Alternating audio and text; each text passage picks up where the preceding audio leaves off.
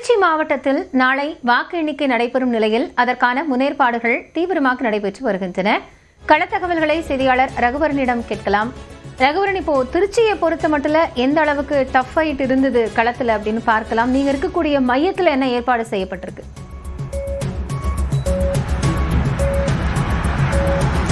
திருச்சியை பொறுத்த வரைக்கும் பார்த்தீங்கன்னா தமிழகத்தின் மையப்பகுதியாக இருக்குது. அது மட்டும் இல்லாமல் திருச்சியில் முக்கியமாக தாவேகாவினுடைய தலைவர் விஜய் அவர்கள் இங்கே போட்டியிடுறாரு. அது மட்டும் இல்லாமல் திமுகவை சார்ந்த இந்த டெல்டா மண்டலத்துக்கு பொறுப்பாளராக இருக்கக்கூடிய அமைச்சர் KN நேருவும் இந்த பகுதியில் தான் போட்டியிடுறாரு. திருச்சி மேற்கு பகுதியில் போட்டியிடுறாரு. நம்ம பார்க்கலாம் எந்த அளவுக்கு இந்த பகுதியில் இருக்கக்கூடிய இந்த வாக்குச்சாவடி எந்த அளவுக்கு பலம் படுத்தப்பட்டிருக்குன்னு சொல்லிட்டு.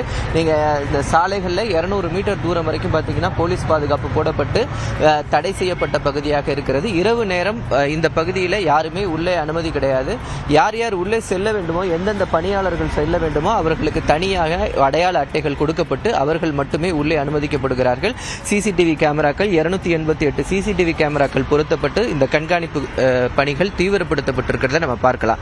முக்கியமாக இந்த டெல்டா பகுதியை பொறுத்த வரைக்கும் பார்த்தீங்கன்னா 41 சட்டமன்ற தொகுதிகள் இருக்கு. 41 சட்டமன்ற தொகுதிகளில் கடந்த முறை திமுக வசம் போனது பார்த்தீங்கன்னா 37 தொகுதிகள். 37 தொகுதிகள் மிகப்பெரிய அவர்கள் ஆட்சி அமைப்பதற்கு மிகவும் வலு சேர்த்த ஒரு பகுதியாக இந்த டெல்டா மண்டலம் பார்க்கப்படுகிறது. அதன் அடிப்படையில் இந்த முறை இதற்கான எப்படி இருக்கும், இந்த களம் எப்படி இருக்கும் அப்படின்றது முக்கியமாக பார்க்கப்படுகிறது. குறிப்பாக முக்கிய தலைவர்கள் இங்கே போட்டியிடுறாங்க. தாவேகாவினுடைய தலைவர் விஜயா இருக்கட்டும், மூத்த அமைச்சர் KN நேருவா இருக்கட்டும், கல்வித்துறை அமைச்சர் அன்பில் மகேஷ் பொய்யாமொழி உள்ளிட்ட தலைவர்கள் எல்லாம் இங்கே தான் போட்டியிடுறாங்க. அவர்களுடைய வாக்கு எண்ணும் பெட்டிகள்